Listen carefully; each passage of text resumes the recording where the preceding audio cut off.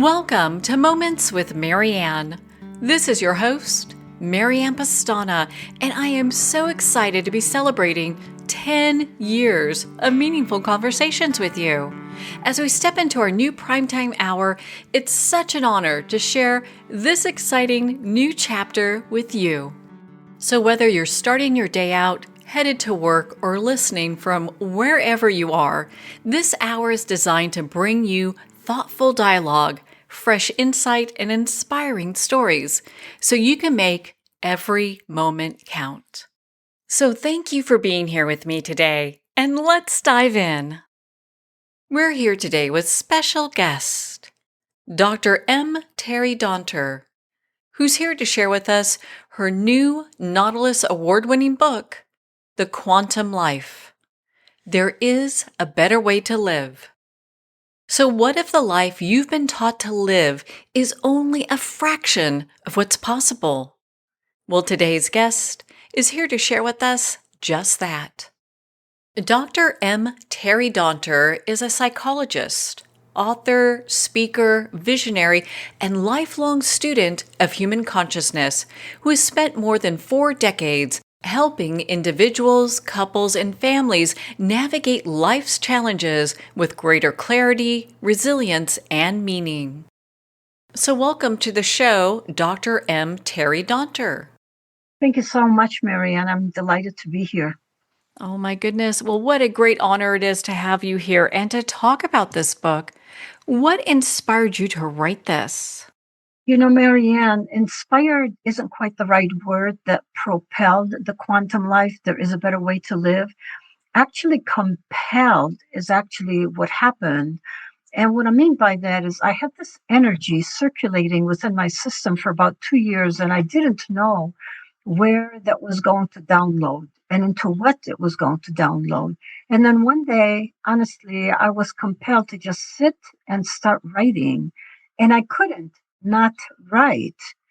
And I wrote and wrote and wrote until it was completed. And the message of the quantum life, or the purpose, I should say, of the quantum life, there is a better way to live, is to increase the scale and the scope of human consciousness and take us away from orthodoxy and all the condition that sculpts and patterns us into so many areas that are not of our own choosing. And so I became the pen in the hand of consciousness, and my own journey of awakening became the quantum life, which has now won 3 international awards and author of the year finalist as well.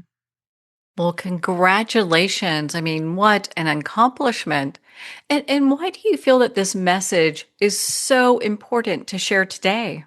Well, because we have been so conditioned by orthodoxy in specific ways of thinking that there is an internal restlessness in people, and they don't quite understand what that restlessness is about. So they're looking for better ways of living for themselves.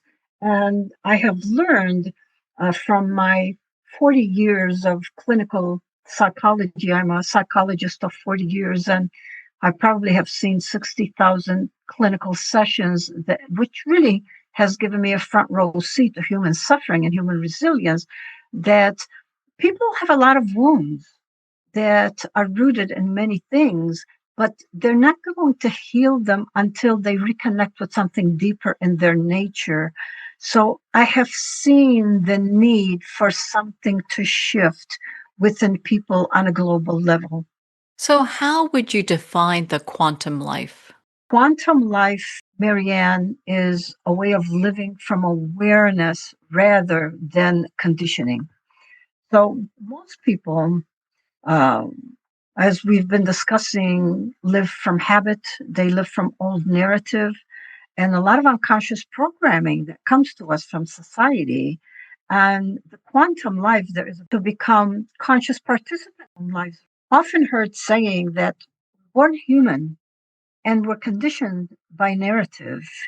So we need to become so aware of our factory settings and the machinery that's behind our thinking. So, how does a quantum life differ from the way most people approach life today? The quantum life develops an awareness that's a critical component of living a more fulfilled life. Because without self awareness, we live on autopilot. We keep repeating patterns without understanding why we keep doing what we're doing. And self awareness creates choices. So the quantum life teaches us to observe our behaviors, and this awareness becomes the beginning of our freedom.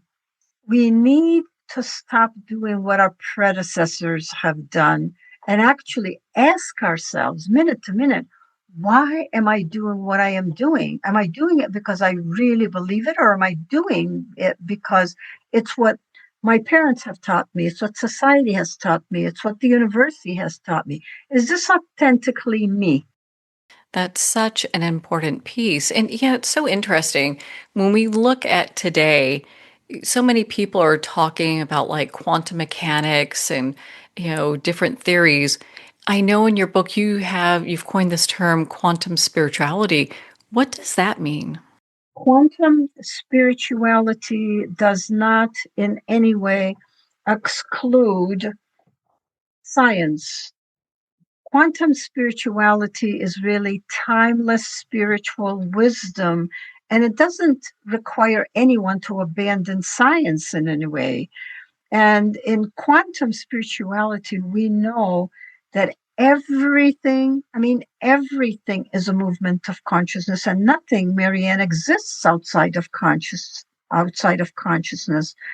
The irony is that because consciousness is constantly emerging infinite energy, I cannot define it, because the minute I define it, it has already changed. And I do differentiate between consciousness with a capital C and consciousness with a small c. So consciousness is infinite energy. And consciousness with a small c is the day to day awareness. And there's a big difference between the two. Well, thank you for sharing that. And it's so, I think, important for people to hear that distinction. So, how has your background in clinical psychology really influenced the ideas that you present in your book? Yeah, as I mentioned earlier, that um, I've had a front row seat to what is actually happening within my clients. And each and every time there's so much existential angst, spiritual unrest that's rooted to the physical symptoms or the psychological symptoms that they present. And having seen at least 60,000 clinical sessions, I really see the lasting transformation that rarely occurs through information alone. It has to occur through shifts in awareness. So again, I know that healing just cannot stop with just identifying with the cause of their trauma, but they have to connect with something so much deeper, biofield, with the quantum field, to begin to heal permanently. So, what role does consciousness play in shaping our experience of reality? Consciousness is the lens through which we experience life. That's it. Without consciousness, we have no experience of life. So, two people, let's say Marianne and Teri, we can encounter the same event, Marianne, and we can be left with completely different experiences, because the state of consciousness that we bring to it is going to determine our perceptions. So, our perceptions are totally dependent on our evolutionary stage. So, if we change the observer, if we change Marianne to Teri or Teri to Marianne, the experience has totally changed. So much of what we call reality is really filtered through perception. So our awareness is totally dependent on the level of consciousness that we bring to any experience. Now, for someone that is new on their consciousness journey, is that something that they can grow and evolve in? The best way that I can recommend anybody to grow on their consciousness journey, of course, first is to definitely read the book, The Quantum Life, There Is a Better Way to Live, because it provides a wealth of information. And that's the reason that it has gone global and it has won so many awards already.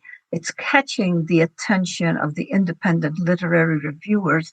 But the one way, direct way, is to get into meditation. You cannot experience quantum, Marianne, with your senses.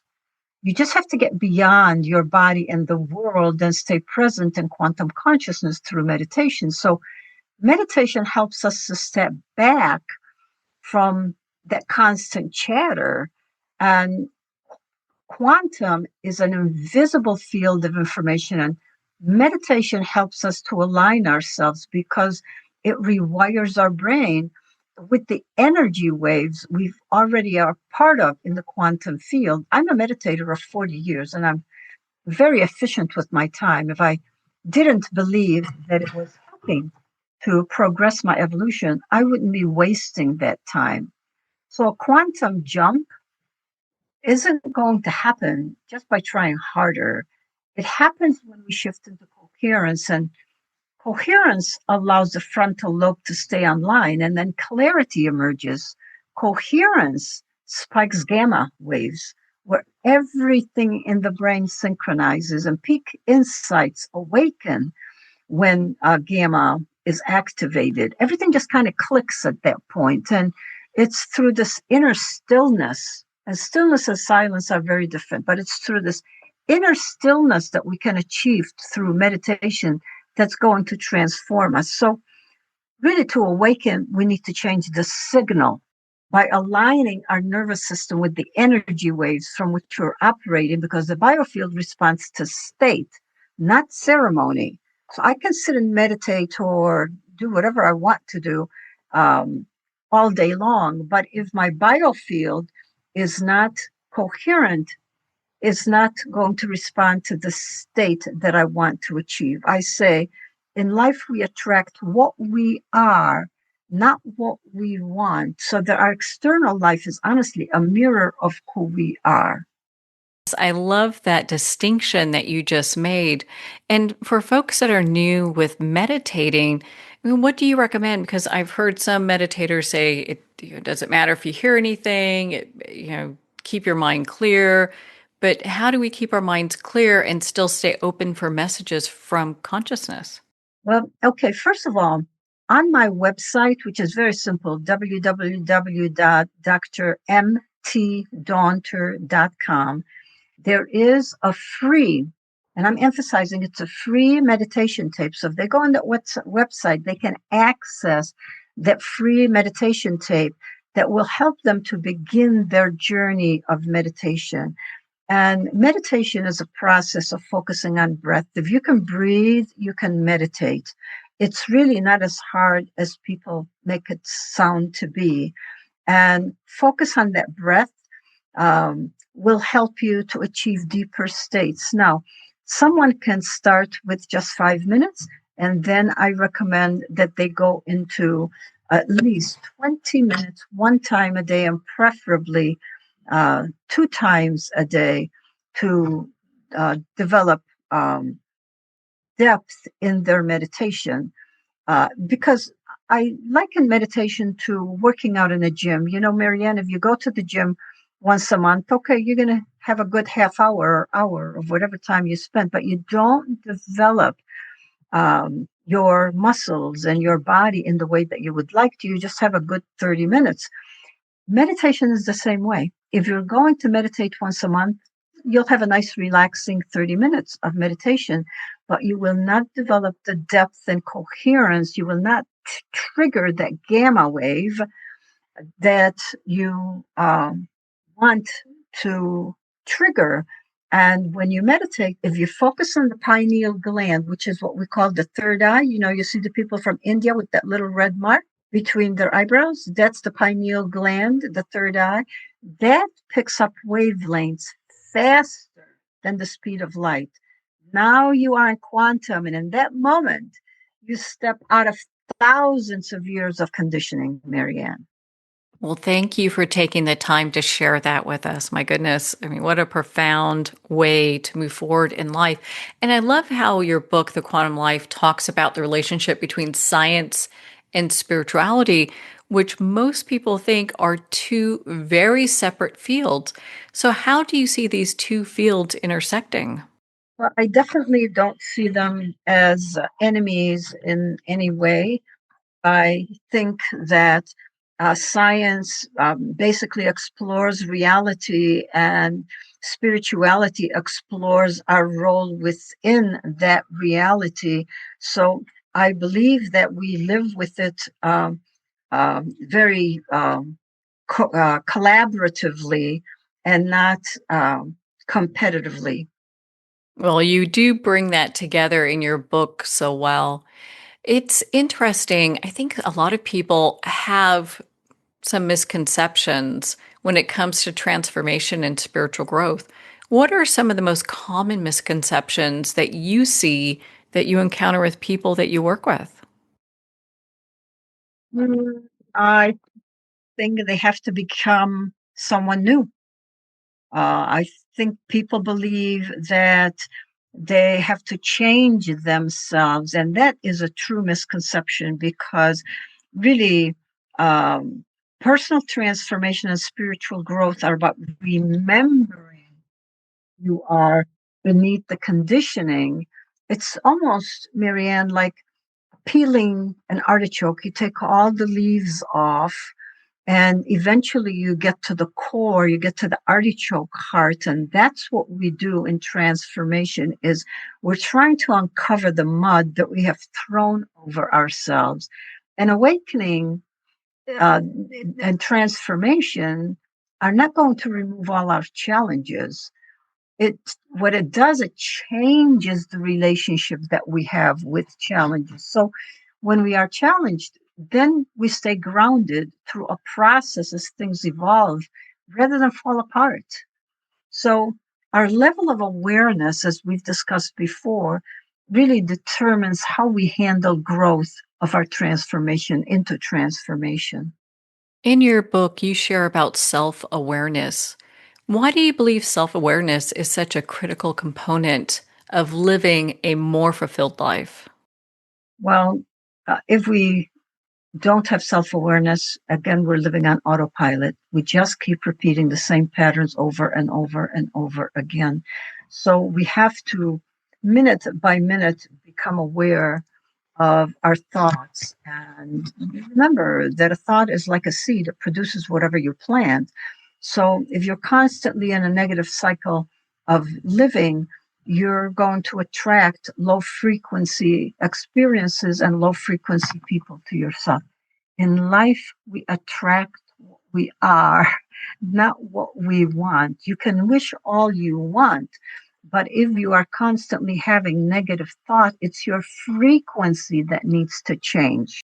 That is a very important piece that I haven't heard of too much is that we attract what we are. Because I think a lot of people will say, okay, well, I'm not going to do the work on me, but I want someone who has done all the work on themselves, or I want to live a life free of chaos when they're still living in chaos. Well, and if that person would do the work on himself or herself and raise their frequency, and I like to use the analogy of a light bulb, we need to move our frequency from a 25-watt bulb to a 300-watt bulb, say to speak, and a 25-watt bulb illuminates around you, but a 300-watt bulb extends the periphery and attracts a lot of light to you and around you. So it's ourselves we need to change, as within, so without. So, in your book, you talk about quantum entanglement, interconnectedness. So, what's the significance of these two concepts in understanding human relationships? Quantum entanglement is such a critical concept. And let me explain it through a metaphor. And I like to use the metaphor of the ocean, um, ocean of consciousness, but just think of the regular ocean um, that we're all familiar with of water, the body of water. And you and I are the waves in the ocean. And if I were to take a bucket of water into the ocean and scoop water into that bucket, it's not going to change the chemical compound of that water just because I put it in a bucket.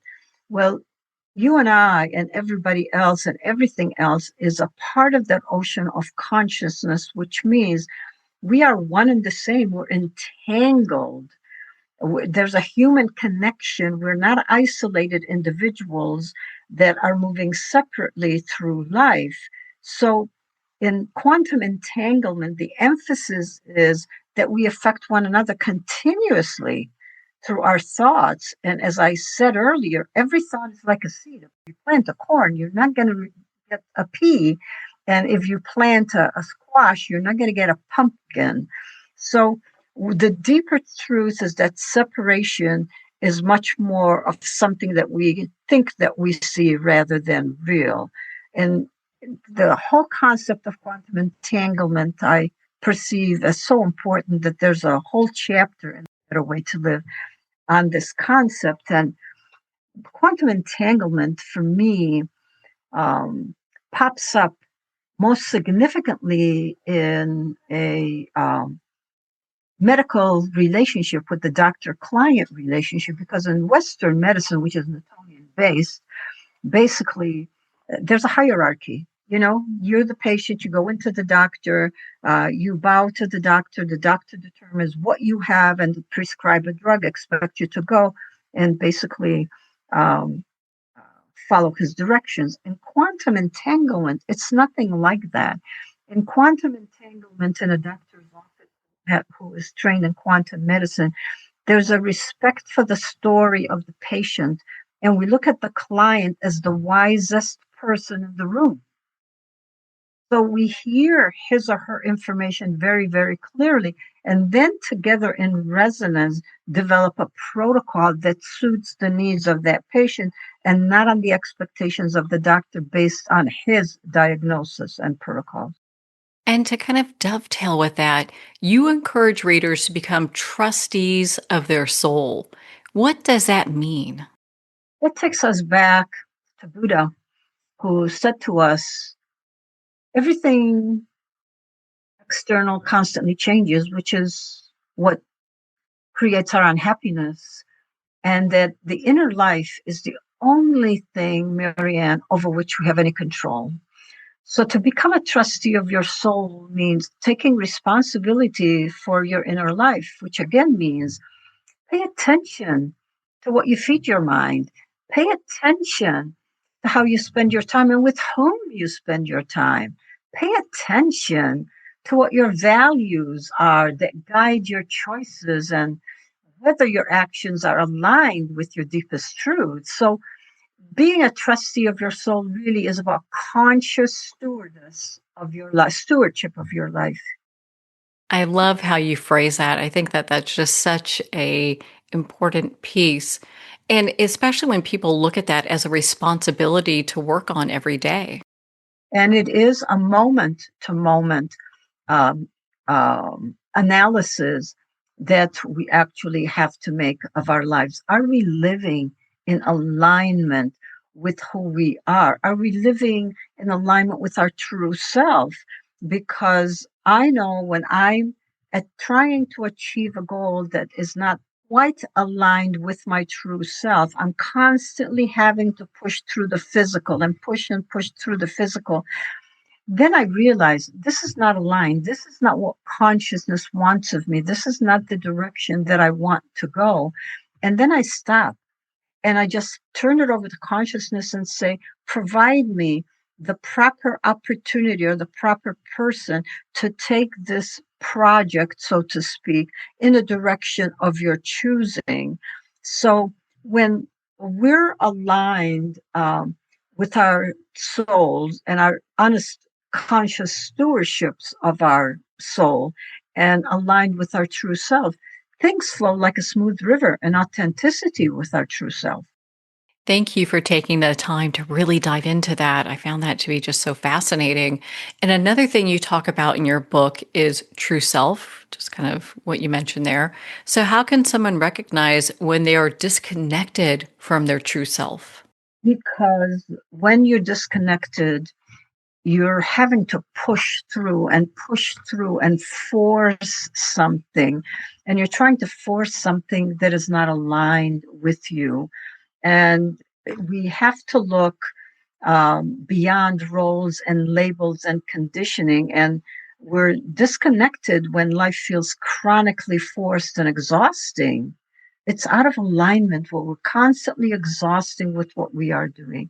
I've been in practice, Marianne, for over 40 years now.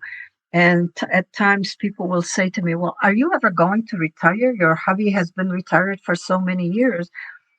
I love what I am doing. I love the journey with my clients. I love their story. It's truly aligned with who I am. And I don't consider it work in the least. I consider it my privilege and my honor to walk beside my clients in their journey.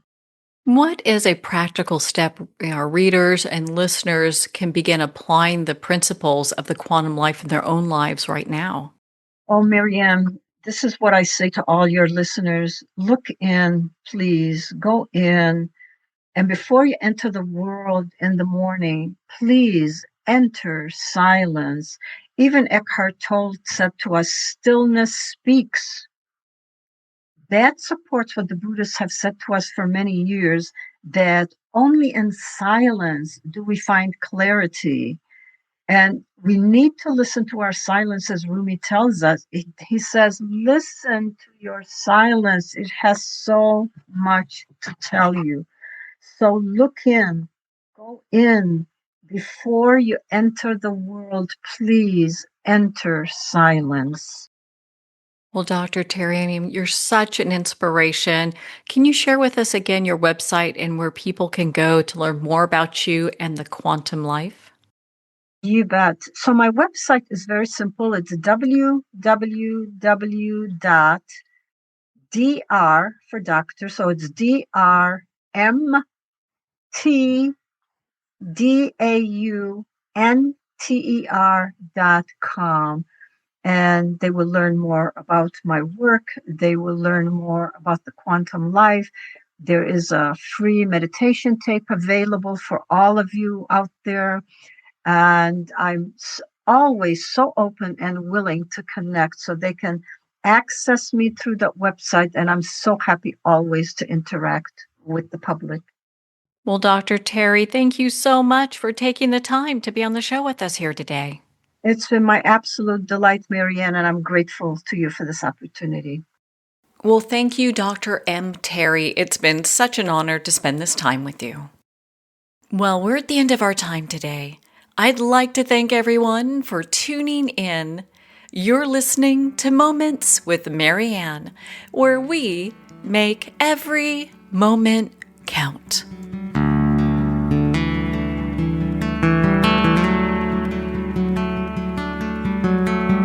In a single moment, your life can change. Moments with Marianne is a transformative hour that covers an endless array of topics with the best of the best. Her guests are leaders in their fields, ranging from inspirational authors, top industry leaders, and business and spiritual entrepreneurs. Each guest is gifted and a true visionary. A recognized leader in her own work, and while teaching others to develop, refocus, and grow, Marianne will bring the best guest and sometimes a special surprise. Don't miss this. You never know just which moment will change your life forever. Make sure to tune in and visit momentswithmarianne.com for more information.